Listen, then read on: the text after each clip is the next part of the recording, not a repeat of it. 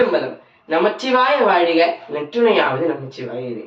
தெளிவு குருவின் திருவார்த்தை கேட்ட எல்லாம் வல்ல பெருமான் நம் பொருட்டு இறங்கி வந்து மானுட சட்டை தாங்கி குருநாதராக வருகிறார்.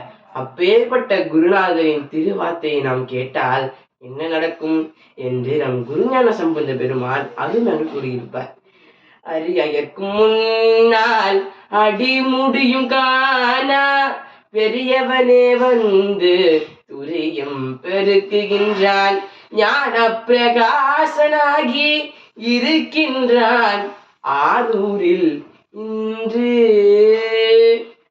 குருநாதர் காட்டிய அந்த நீதி வழியில் நாம் வாழ்ந்தால் அயனும் காணா பெருமானுடைய திருவடி நமக்கு கிடைக்கும். அந்த திருவடியை நமக்கு அருள் செய்பவர் குருநாதர். எனவே அந்த திருவடிதான் இந்த உயிருக்கு நிலையான இடம்.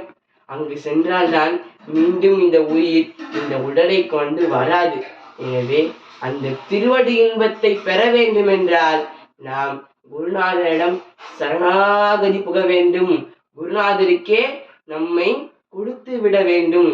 எனவே குருநாதரின் கீழ் திருவடியை பணிந்து கொண்டிருந்தால் நாம் எல்லாம் வல்ல பெருமாளுடைய திருவடி கீழ் பேரின்பமாக இருக்கலாம். திருச்சிற்றம்பலம்.